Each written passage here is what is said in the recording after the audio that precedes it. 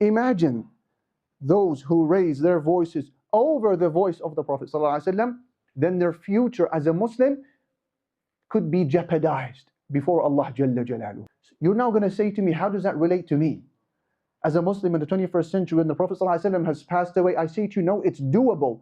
You can raise your voice over his voice today as it was possible when he was still with us, sallallahu alayhi wasallam. How? Imam Ibn al-Qayyim, he said, if merely raising your voice over the voice of the Prophet sallallahu alayhi wasallam is sufficient to cause your good deeds to come crashing down, he said, take note, what then of a people who give preference to their opinions, their intellects, their tastes, their politics, their ideas over that of the Prophet sallallahu alaihi wasallam and elevate it over him? He said, is this not a greater cause of having your good deeds come crashing down? Abu Bakr ibn al-Arabi in his book Ahkam al-Quran, he said, take note of these words.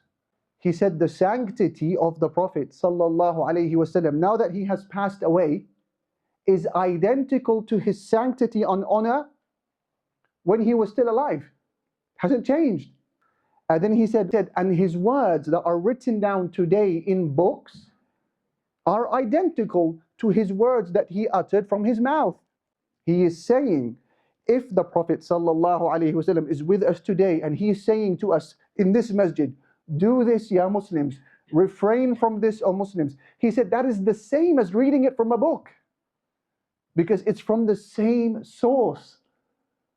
Adab number 2, to rush towards what he has instructed and to refrain from what he has prohibited, and doing it without questioning, without doubting, without hesitation, without second thought, without needing a scientific evidence or proof from the Western revelation or Eastern revelation as per why this is a good thing that you should do.